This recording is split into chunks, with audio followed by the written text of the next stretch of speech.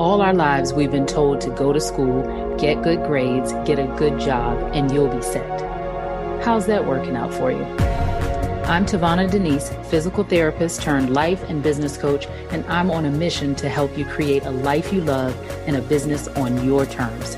If you want more time, more freedom, more flexibility, I can help you create it. Welcome to Breaking Protocol, the show for women in healthcare who want more.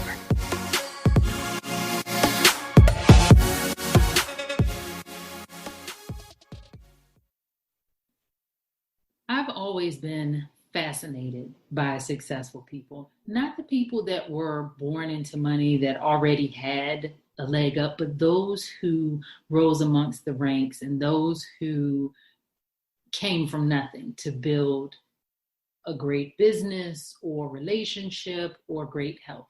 I mean, especially those who they seem like the underdogs. I guess that's why I like those kinds of sports movies where there's an underdog that always comes out to win. And when I think about success and why I've been so fascinated by it, the more that I coach clients around their business, it doesn't matter how simple I try to make things for them. It doesn't matter how much resources they have, how much knowledge they have, certification. It really doesn't matter. I find this time and time again. And I remember when I wrote back in my book, Unstoppable Success back in 2015, that success is 80% mental and 20% skill. And I truly believed that when I wrote it at the time. The more people that I work with over the years, the more I am starting to see that is fact. I mean, it could be a thought too, because I didn't do any scientific study, but what I'm noticing is I think about people who have been super successful in their lives and their businesses, and I look at my clients and the ones who are just knocking it out of the park and the ones who are struggling a little bit is the ones that are making progress and moving forward and having breakthrough after breakthrough are the ones who are willing to go there and do the deeper work, the mindset work. Because I talk about how business is about mindset and the mechanics of business. So of course, there are certain skills that you need to have to understand, at least to be able to execute on a strategy. But how you think about various aspects of your business, your clients, your offers, all of that plays a huge part in the fervor, the energy, the consistency in which you will actually put into your business. And we know that when we like something and when we enjoy something, or we're interested in it or more passionate about it, we tend to dive into it deeper. And when we dive into it deeper, what happens is this interesting feedback loop.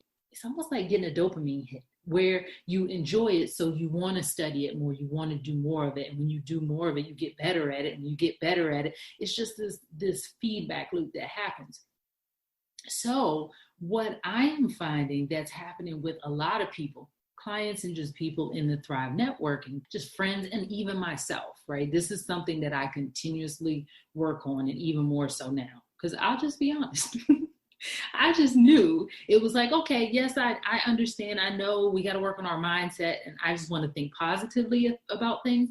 But sometimes it's about finding the sneaky thoughts, I call them, that are holding us back, that are undercutting our efforts.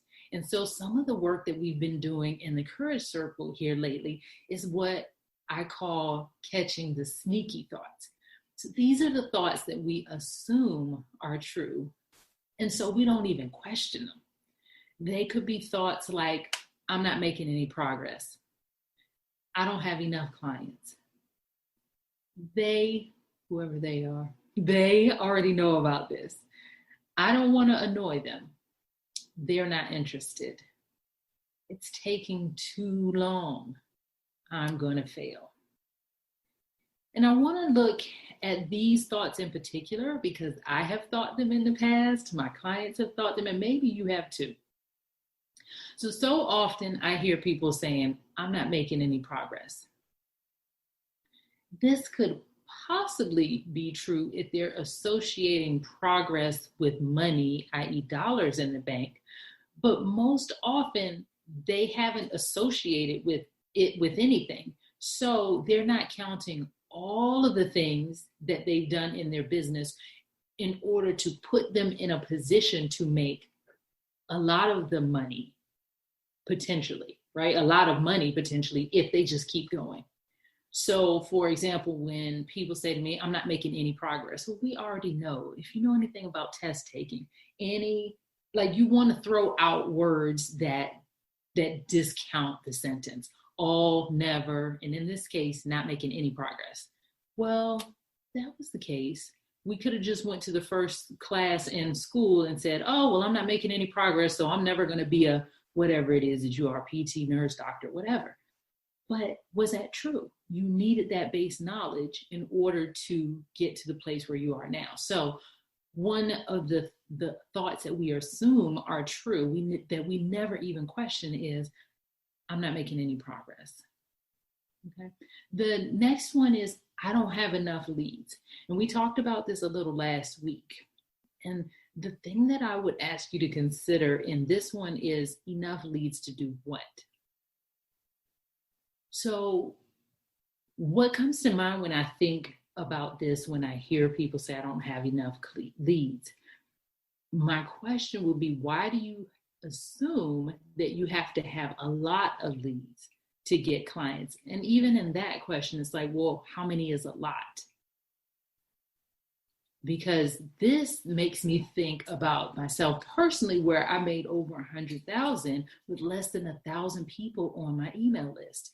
And I also have a mentor who's made $1 million with about 1,000 people on her list. Conversely, we've heard of people who have, and I don't know how to get all these people on their list, but who have 100,000 people on their list, but only a 1 to 3% open rate. So sometimes we're telling ourselves, I don't have enough leads, but we really got to think, enough leads to do what? Okay. The next one is, they already know about this and I don't want to annoy them. And I have to say, I've fallen into this trap before in my thinking, because what often happens when I have used the thought, they already know this and I don't want to annoy them, I feel kind of like pushy. Let's say that's a word. That's a feeling. And if I feel pushy, then what often happens is I slow down telling people about what I'm up to, or I slow down telling people how I can help, or maybe I even stop altogether. Have you done that before? Where you're like, oh, I don't want to bother so-and-so. I don't want to annoy them. They already know this. So maybe you've been posting on your personal profile and you're like, they already know about this. So then you stop posting. And I thought about this because I was talking to a client the other day. And when this thought came up, I realized that, remember those Doritos commercials at the Super Bowl? Like, I think about those commercials that they spend all of that money for on the Super Bowl. Trust and believe, they're not only playing it at the Super Bowl. They play it for weeks and weeks afterwards, and they play it on multiple channels, the exact same commercial. So why do they do that? Probably because they loved it. They spent a lot of time or money or energy on it, and they want as many people to see it as possible. And I'm sure there are other reasons as well, but I hope you understand what I mean when I say that when we think about this. So let's think about another example in terms of commercials. Everybody and their mother knows about McDonald's, and yet they continue to produce commercials. Why? Because they know at some point you're going to get hungry, even if you're not right now, and they don't want you to forget that they're there and how they can help you. Think about that. What are some reasons you could use to your advantage? Why is it a good idea for you to keep telling people about your thing? I know we hear about the Facebook algorithms and the Instagram algorithms and all of the different algorithms. They're not showing everybody everything. Think about this. Just like if I think about the commercials and the different times of day and the different channels that they put the commercials on, they're putting them out as many times as possible because, listen to what I'm saying here, they want to maximize the chances that as many people that might possibly need their services or their product or whatever might see it. And so how can you apply that to your own thing? Let's think about this one. They're not interested. That thought, they're not interested. Well, how do we know if we don't ask? Even if they, the person that's in your Facebook friend list, if they're not interested, what if they know someone who might be interested? When we think they're not interested, it just reminds me of when I was in the 5th grade and I had a teacher named Ms. Burrell, and I will never, ever forget this lesson that she taught me. So just imagine for a second, she's at the chalkboard and she writes the word assume. She cuts it in half and circles the first 3 letters, the word assume. And then she pointed to U and M-E. And so she said, do not assume, because when you assume, you make a blank out of you and me. And so when we have the thought, they're not interested, that assumption, when we assume that they're not interested, that assumption closes us off to the possibility that, one, they might be, but we don't know because we haven't asked, and that they might know anyone who is interested. So fascinating, right? It's just our thoughts about it. And the reason why I'm bringing this up is because, like, if we know that these are just our thoughts, then we get to do something about them. And when we get to change our thoughts about it, we get to change how we feel. And when we change how are we feeling, then that changes what we do and ultimately changes our results. So last 2, it's taking too long. Now, this is a sneaky one that I had for a while. Then how long is it supposed to take? So we think about should and supposed to. Well, if it's taking too long, well, how long is too long and how long is it supposed to take? Well, it takes as long as it takes. And in this case, we are assuming that we know how long our path is supposed to take. And I also want to think like, well, too long, how long is too long, and too long compared to what? To school? Maybe? I don't know. If you knew that you were in this for the long haul and you took, let's say, 2 years of consistent effort to really get your business to a point where it could sustain itself, and you have even, let's say, 10 more years of working, would that be too long? 2 out of 10? How do you feel when you think it's taken too long? What do you find yourself doing or not doing when you're thinking it's taking too long? Notice how that's affecting your results.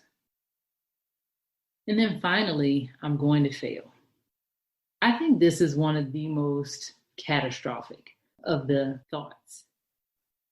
Because when you assume that you're going to fail, what's your energy like? What are your efforts like? Are they inconsistent? Are they half-hearted? What results are you producing when you're thinking, I'm going to fail? We know from what we've been talking about here that thoughts are opinions or choices. Why assume that you're going to fail? Why not just assume that you're going to succeed?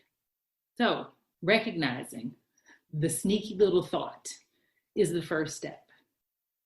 And then you have to get to work on challenging, examining, questioning the thought, and then deciding, do you want to keep that thought? Is it leading you to the results that you want in your life and business? Or are you going to change it? So if you need help finding those sneaky little thoughts, the ones that we assume are true because we've just practiced them over and over and over again, or they sound true, or they seem true, right? If you need help finding those sneaky thoughts or changing the ones that you do see, you know how to find me. go to TaVonaDenise.com/momentum and let's set up a time to talk. Until next time, friend.